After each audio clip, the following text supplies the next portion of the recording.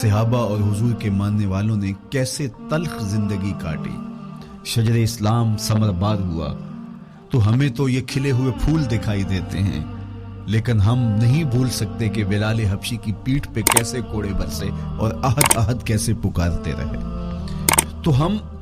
اس منظر کو دیکھیں، مکہ کے ان حالات کو دیکھیں تو اس لیے قسم کی مکے کی اور پھر حضرت ابراہیم علیہ السلام کی قسم کی،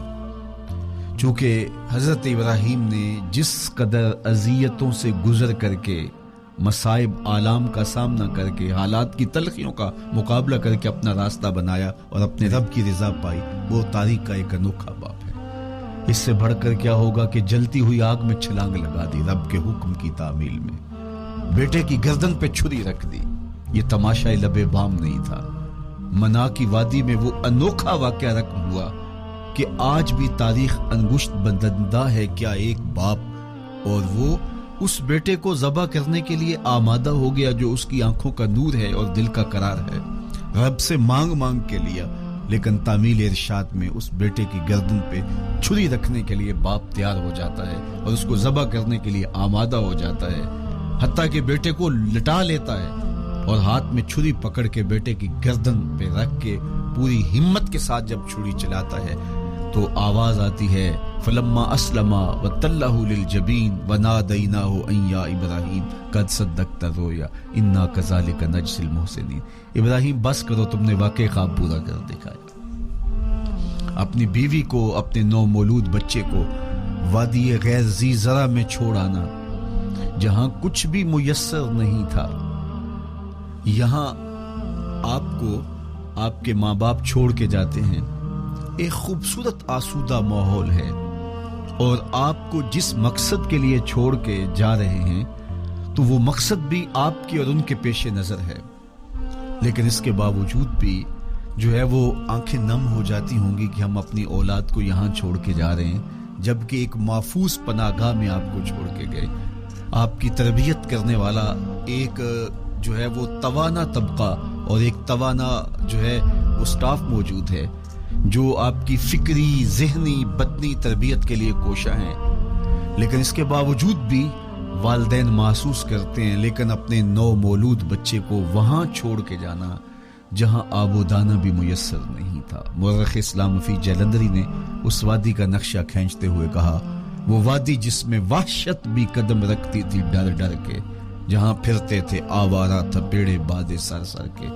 جہاں پر گھاس اگتی تھی، جہاں نہ پھول کھلتے تھے، مگر وہ سرزمین تھی آسماں بھی چھپ کے ملتے تھے۔ تو اس وادی میں چھوڑ کے آنا، حضرت ابراہیم نے جو امتحانات دیے، اس لیے ان کی قسم کی،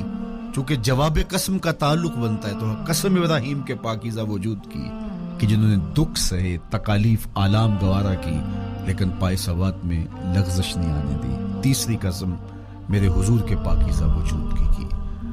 فرمایا جتنے دکھ مجھے دیے گئے، جتنی اذیتیں مجھے پہنچائی گئی، اتنی کسی کو نہیں دی گئی۔ پیدا ہوئے تو حضور کے باپ کا سایہ سر پہ نہیں تھا، پھر اس کے بعد حضور مختلف مراحل سے گزرے، 6 سال کی عمر میں ماں کا انتقال ہو گیا۔ جب راہ حق میں لوگوں کو دعوت رشد و ہدایت دینے نکلے تو جو لوگوں کے رویے تھے اور جو اذیتیں لوگوں نے پہنچائیں وہ ایک الگ باب ہے۔ مکے کی گلیوں سے لے کے طائف کے بازاروں تک جن اذیتوں سے میرے حضور گزرے، ام المومنین سیدہ عائشہ رضی اللہ تعالیٰ عنہ فرماتی ہیں، ایک دن حضور کی بارگاہ میں حاضری تھی تو ہم نے عرض کیا، حضور کیا احد کے دن سے سخت دن بھی زندگی میں کبھی گزرا ہے؟ صحابہ کی نظر میں اس دن سے سخت دن کبھی زندگی میں نہیں آیا، اس لیے کہ جب 70 صحابہ کی لاشیں پڑی تھیں، حضور کے چچا حضرت امیر حمزہ شہید کر دیے گئے، اور نہ صرف انہیں شہید کیا گیا، ان کا مسئلہ کیا گیا، اعضائے بدنیاں کاٹ دیے گئے، ناک کاٹ لی گئی، زبان کاٹ لی گئی، بدن چیر کے کلیجہ نکالا گیا، اور پھر ان اعضاء کا ہار پرویا گیا، اور ہندا نے گلے میں ڈال کے رقص کیا، آنکھوں میں نیزے چبھوئے گئے۔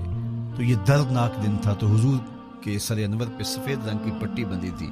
اور چشمان رحمت میں آنسو تھے، اور بار بار فرماتے تھے ما فعل امی، میرے چچا کی کہانی سناؤ۔ تو یہ دردناک دن تھا جو صحابہ نے اپنی آنکھوں سے دیکھا۔ تو انہوں نے کہا، حضور کیا احد کے دن سے سخت دن بھی کبھی زندگی میں آیا؟ ان کا خیال تھا کہ حضور فرمائیں گے ہاں یہ میرا زندگی کا مشکل ترین اور سخت ترین دن تھا، لیکن حضور نے فرمایا ہاں عائشہ،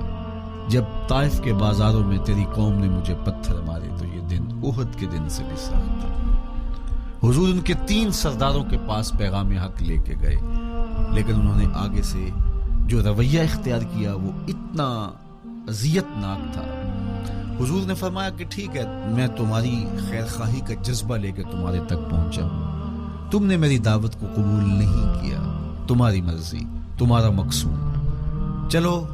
اب یہ بات میرے اور تمہارے درمیان رہنی چاہیے، اس بات کو راز رہنا چاہیے، اہل مکہ تک یہ بات نہ پہنچے۔ انہوں نے کہا ہم کیوں راز رکھیں، بلکہ اوباشوں کے ہاتھ میں پتھر دے دیے، اور حضور جب واپس ہونے لگے تو وہ حضور کے پاؤں پہ سنگزنی کرتے،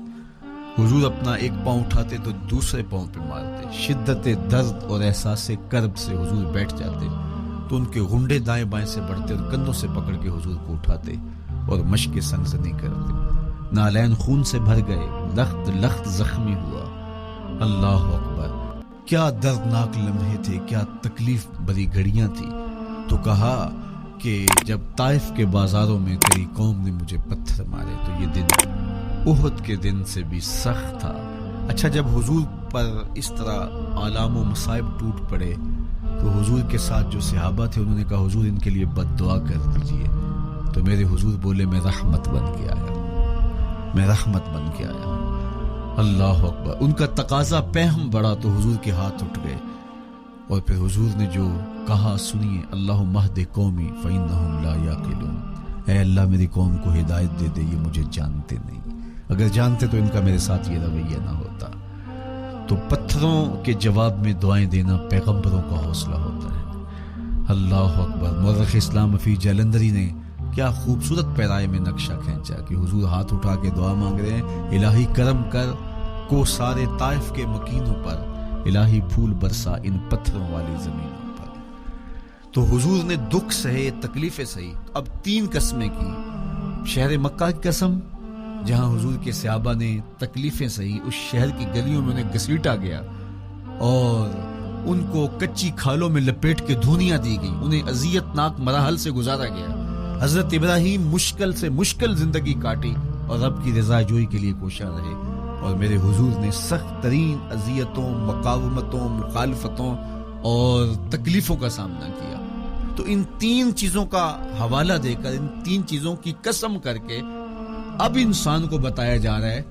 کہ تم مشکلات سے تمہیں گزرنا پڑے گا، حالات کی تلخیاں تمہیں سہنی پڑیں گی، کسی مرتبے تک پہنچنے کے لیے